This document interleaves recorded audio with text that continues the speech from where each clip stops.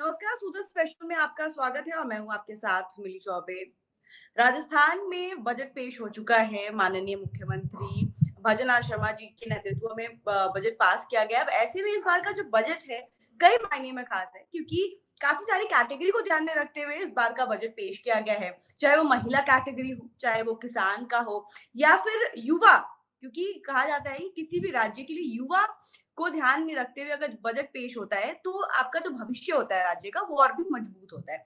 ऐसे में भजनलाल सरकार ने युवाओं को ध्यान में भी रखते हुए बजट इस बार का पेश किया है और जितने भी मजदूर होते हैं उनको भी ध्यान में रख के इस बार का बजट पेश किया गया है। ऐसे में हमारे साथ चित्तौड़गढ़ से हमारे संवाददाता जुड़े हैं और उनके साथ कई लोग भी जुड़े हुए हैं, तो उनसे जानते हैं कि लोगों का इस बार के बजट को लेकर के क्या कुछ कहना है, क्या कुछ सोच है। तो आपका बहुत-बहुत स्वागत है सर। और आपके साथ जो लोग हैं, उनसे आप बातचीत करके हमें बताएँ कि क्या उनकी क्या सोच है इस बार जो बजट पेश किया गया है सदन में?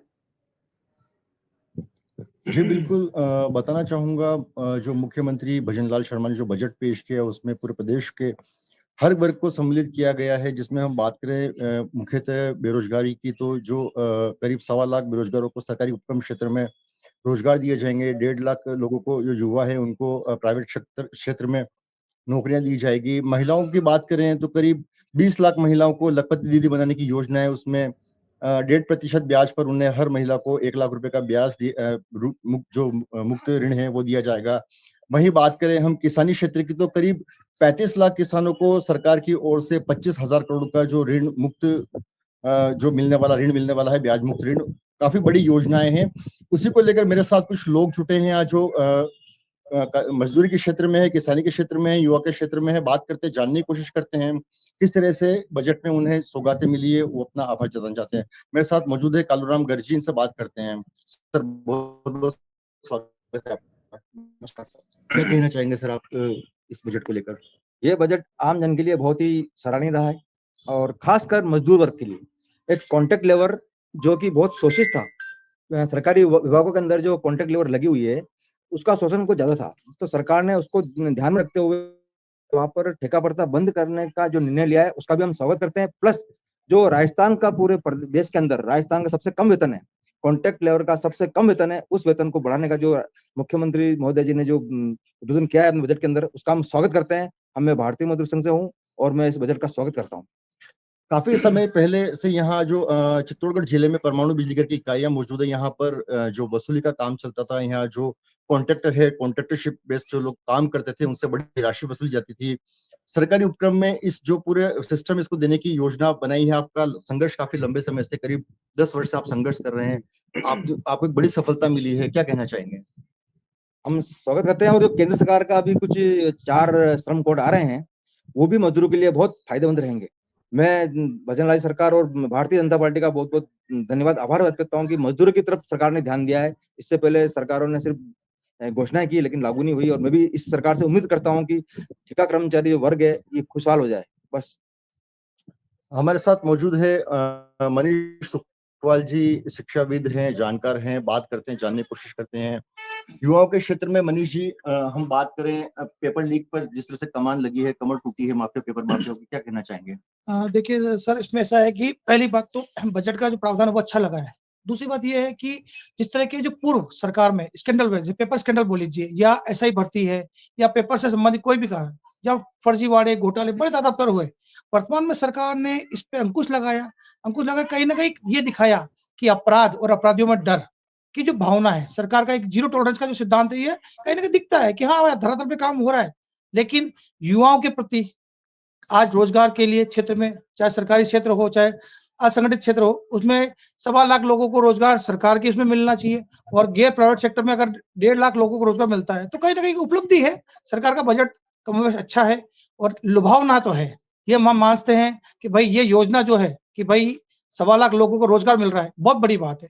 पूर्ववर्ती सरकार में जिस तरह से पेपर माफिया सक्रिय थे, लगातार पेपर लीक हो रहे थे, हाँ जी। कई युवाओं का भविष्य अंधकार में चला गया। इस सरकार के आने के बाद जिस तरह से एसआईटी का गठन हुआ है, पेपर माफिया के खिलाफ कार्रवाई हुई, उनकी कमर तोड़ दी गई है। क्या लगता है आने वाले समय में क्या स्थिति रहने वाली है? नहीं, स्थिति काफ़ी अच्छी है।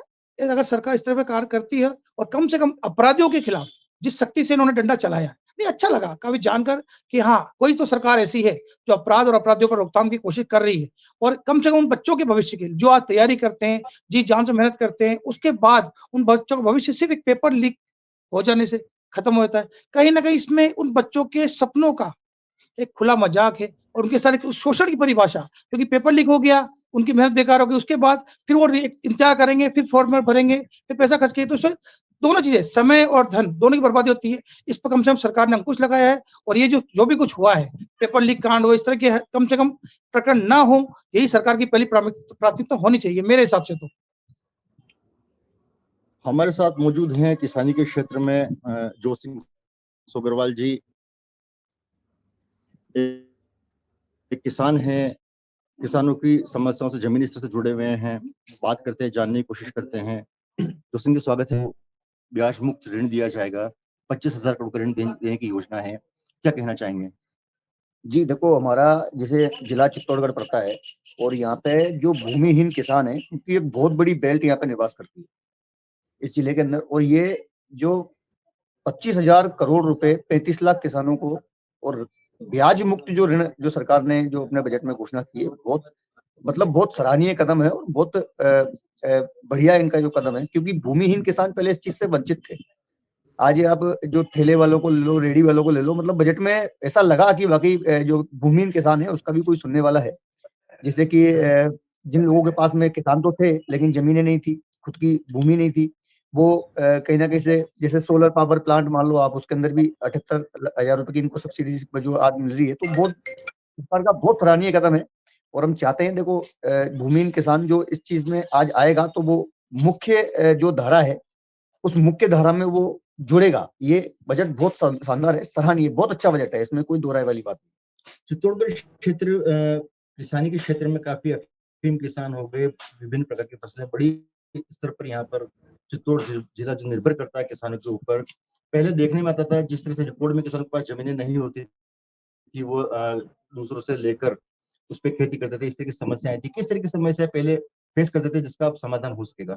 देखो पहले क्या होता था कि, और अभी भी है, पहले क्या है, बहुत सारे लोग ऐसे हैं जिनके पास में जमीनें खूब है, 50-50 बीघा जमीन है, 100 बीघा जमीन है, और वहां पे काम करने वाला किसान ही होता है, गरीब किसान होता है जिसके पास में जमीन ही नहीं है। किसान वो है जो काम कर रहा है और आगे वो जमींदार है। तो इन योजनाओं को पहले जो लाभ मिलता था वो उस जिसके पास में जमीन है पट्टे वाली, वो उसको मिलता था। लेकिन आज जो मुख्यमंत्री जी ने जो बजट पेश किया है और इसमें जो भूमिहीन किसानों के लिए जो दिया है, ये एक देखा जाए तो बहुत बड़ी आश्चर्यजनक बात है, क्योंकि भूमि जिसके पास जमीन ही नहीं है, अब उनको वेरीफाई करना कि भाई इसके पास ये किसान है और उसके पास जमीन नहीं है, ये भी एक बहुत बड़ी बात है। बहुत अच्छा बजट है, 25,000 करोड़ रुपए का ऋण, और वो भी बिना ब्याज के, और 35 लाख किसानों को ये मिलेगा। और यहाँ जिले चित्तौड़गढ़ में तो हमारे किसान भाई इतने गरीब हैं जिनके पास में खुद की जमीनें नहीं है, लेकिन खेती किसानी लगातार कर रहे हैं, और मुख्यमंत्री जी ने उनकी तरफ ध्यान आकर्षित किया।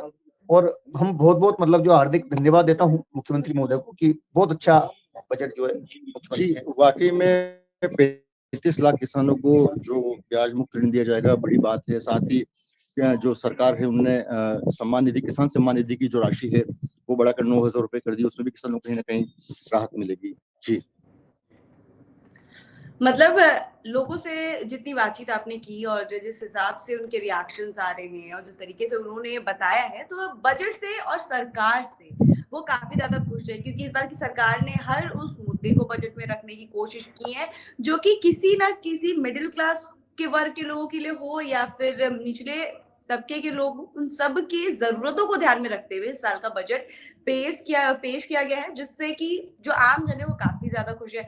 ओम जी, आपका बहुत बहुत शुक्रिया जिस तरीके से आपने लोगों के साथ जुड़कर हमें ग्राउंड की जो स्थिति है, ग्राउंड के लोग क्या सोच रहे हैं, बजट से कितने खुश है, आपके द्वारा हमें उस चीज का मालूमात लगा, जिसके लिए बहुत बहुत शुक्रिया। और तमाम ऐसी और खबरों से जुड़े रहने के लिए देखते रहिए, तब तक के लिए धन्यवाद।